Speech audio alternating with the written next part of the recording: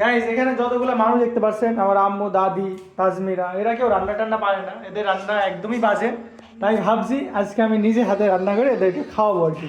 আর এই যে দেখেন মাংসটা সুন্দর করে পরিষ্কার করে এটা ধুয়েছি আমি ধুয়েছি আর কি। তো মাংসটা আমরা ধুয়েছি এখন। আর আর এই যে দেখেন এখন রান্নার প্রসেসিংটা, এদিকে আম্মু একটু হেল্প করছে, জাস্ট ঝাল টালগুলো এখন শুকনা ঝাল যেহেতু নাই, যার কারণে কাঁচা ঝাল দিয়ে আপাতত কাজ চালাচ্ছি।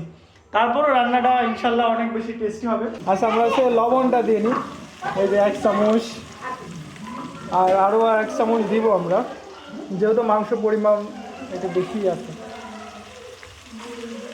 তো এই যে ঝাল ফাইনালি চলে আসছে, এটাকে সুন্দর করে আমরা ভেজে নেব। আর যদি আপনার শুকনা ঝালের গোড়া বা শুকনা ঝাল হতো তাহলে কালারটা আরও বেশি সুন্দর লাগতো আর কি দেখতে, তবে টেস্ট হবে ইনশাল্লাহ, কারণ রান্না করছে আমি। এই যে তাজমিরা এদিকে পেঁয়াজ কাটতে কাটতে মানে কান্না করছে আর কি, ও পেঁয়াজ কাটতে কাটতে ওর অবস্থা শেষ। এই যে দেখেন কত সুন্দর কালার আসছে, কেবল কালারটা আসা শুরু। আরো লাগবে। হ্যাঁ এতটুকু হয়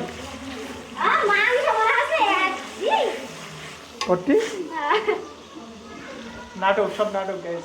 ততক্ষণ পর্যন্ত না এই মশলাগুলো একটার সাথে একটা লেগে যাবে, ততক্ষণ পর্যন্ত আমাদের কষানো উচিত, তাহলে মশলার যে একটা টেস্ট অ্যাকচুয়াল সেটা কিন্তু বের হবে এই মশলা থেকে।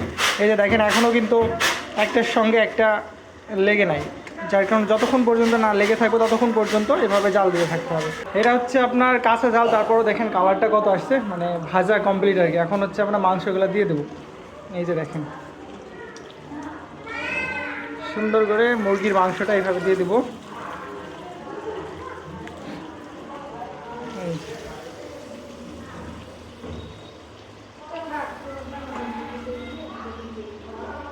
এই যে মাংসটা হচ্ছে আপনার মশলার সঙ্গে মিক্স করার পরে কিছুটা এরকম, তবে ক্যামেরা থেকে খালি চোখে কালারটা বেশি সুন্দর লাগছে আর কি, যেহেতু কাঁচা ঝাল এই কারণে এরকম। তো কিছুক্ষণ পরে রান্নাটা কমপ্লিট হবে ইনশাল্লাহ, আর খুবই সুস্বাদু হবে।